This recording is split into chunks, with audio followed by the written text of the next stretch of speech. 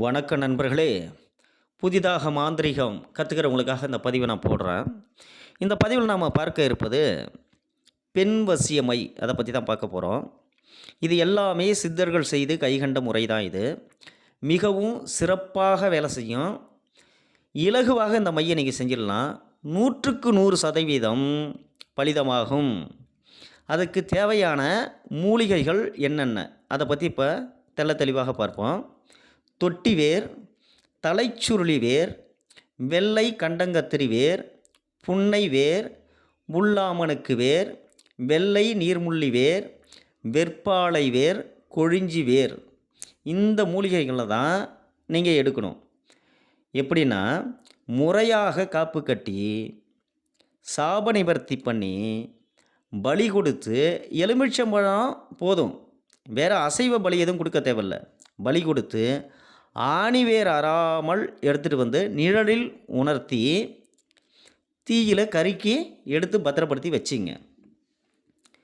அடுத்ததாக என்ன பண்ணுன்னா, புனுகு, கோரோஜனை, பச்சை கற்பூரம், குங்குமப்பூ, கஸ்தூரி இவைகளையெல்லாம் வகைக்கு 1 குன்றின் மணி எடை விகிதம் எடுத்து கருக்கி வச்சிருக்கிற அந்த வேரோட சேர்த்து கல்வத்தில் இட்டு ஏரடிஞ்சில் விதை தைலம் விட்டு 3 ஜாம இடைவிடாமல் அரைத்து வழித்தெடுத்து கொம்பு சிமிழில் பத்திரப்படுத்தி வச்சிங்க. அரைக்கிறதுக்கு முன்னாடி என்ன பண்ணணுன்னா, கல்வத்துக்கு முறையாக பூஜை போடணும். பூஜை போட்டுட்டு நீங்கள் அமர்றதுக்கு உரிய ஆசனத்தை தேர்ந்தெடுத்துக்கணும். தர்பை ஆசனம் சிறப்பாக இருக்கும். சரிங்களா? அதில் உட்காந்து இந்த மந்திரத்தை உரு கொடுத்து தான் நீங்கள் அரைக்கணும். அந்த மந்திரத்தை சொல்கிறேன் பாருங்கள். ஓம் நமோ பகவதி சர்வஜன மனோகரி ஸ்ரீ புருஷ வசங்கரி இச்லீம் கிளீம் மம வசம் குரு குரு ஸ்வாஹா. இதுதான் அந்த மந்திரம். திரும்பவும் சொல்கிறேன். ஓம் க்ரீம் நமோ பகவதி சர்வஜன மனோகரி ஸ்ரீ புருஷ வசங்கரி இச்லீம் க்ளீம் மமவசம் குரு குரு ஸ்வாஹா. இதுதான் அந்த மந்திரம். இந்த மந்திரத்தை 1008 உரு 11 நாட்கள் தொடர்ந்து நீங்கள் ஜெபம் செய்தால் மை உயிர் பெறும். அதுக்கப்புறம் நீங்கள் பெருசாக எதுவும் செய்யவே தேவையில்லை.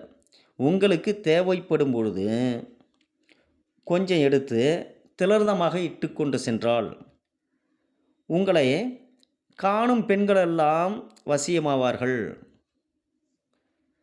நீங்கள் எதை சொன்னாலும் கேட்பாங்க, எதை சொன்னாலும் தருவாங்க. உங்களை விட்டு பிரிய மாட்டாங்க. நீ எந்த பொண்ணை விரும்பினாலும் எல்லா பொண்ணுமே உங்களுக்கு வசியமாவாங்க.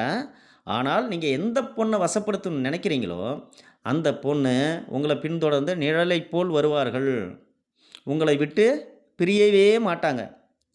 அப்படிப்பட்ட அற்புதமான மைவித்ததை அது. இந்த 11 நாட்கள் இடைவிடாமல் ஜெபம் செய்யணும். காலப்பிரமாணம். சரிங்களா? காலப்பிரமாணத்தை பற்றி பல வீடியோக்கள் நான் சொல்லியிருக்கிறேன். காலப்பிரமாணத்தோடு நீங்கள் ஜெபம் செய்யும் போது தான் அந்த மை சித்தியாகும். திரும்ப திரும்ப சொல்கிறேன்.